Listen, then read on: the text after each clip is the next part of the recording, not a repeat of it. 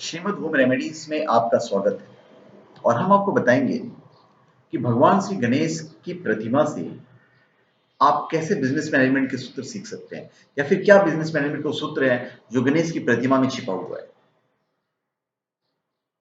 देखिए, हम उनके पहले उनके सर पे आते हैं। गणेश जी का बड़ा सर हमें बताता है कि बिजनेस में हमेशा बड़ी सोच रख कर आगे बढ़नी चाहिए। अपने बिजनेस को आगे बढ़ाने के लिए हमारे पास एक ठोस प्लान होना चाहिए। हमारा टारगेट भी हमेशा बड़ा होना चाहिए। जब हमारे पास बड़ा टारगेट और एक पुख्ता प्लान होगा तो निश्चित रूप से हम अपने बिजनेस को नई ऊंचाइयों पर ले जा सकते हैं। फिर है उनके छोटी छोटी आंखें।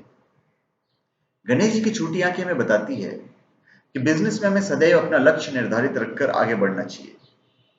अगर हम कोई नया बिजनेस करने जा रहे हैं तो हमारा पूरा ध्यान हमारे लक्ष्य पर केंद्रित होना चाहिए। छोटी आंख वाले जितने भी जीव हैं उनकी नजर बहुत तेज होती है और उनका ध्यान पूरी तरह से अपने लक्ष्य पर ही होता है। फिर उनके बड़े बड़े कान।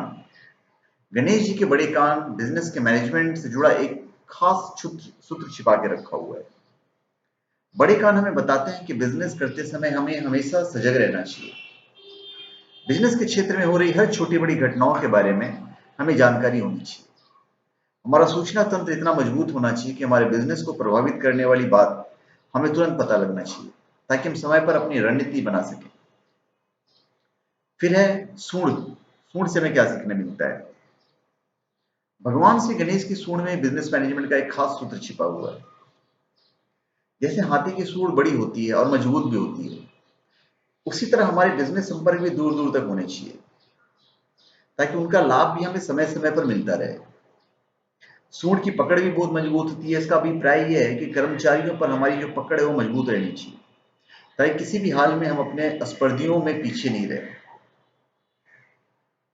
फिर उनका एक दंत।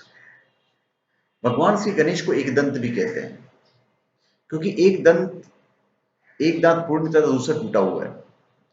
श्री गणेश का एक दांत हमें बताता है कि जब भी हम कोई नया बिजनेस शुरू करें तो उसके बारे में हमें पूरी जानकारी होनी चाहिए, तभी बिजनेस में सफलता संभव है। टूटा हुआ दांत संसाधन का प्रतीक है, यानी संसाधन कम भी हो तो कोई बात नहीं, संसाधन बाद में जुटाई जा सकती है, लेकिन बिजनेस का पूर्ण ज्ञान आवश्यक है। फिर है बड़ा सा पेट। बिजनेस में लाभ हानि होती रहती है, कभी कभी हानि का अनुपात ज्यादा हो जाता है। ऐसी स्थिति में गणेश जी का बड़ा पेट हमें सिखाता है कि हमारे अंदर हानि पचाने की पूर्ण क्षमता होनी चाहिए। हानि के कारण यदि हम विचलित हो जाएंगे तो आगे जाकर उसे लाभ में परिवर्तित नहीं कर पाएंगे। तो धन्यवाद। आप हमारे चैनल को सब्सक्राइब करें और अपने कमेंट दीजिए। धन्यवाद।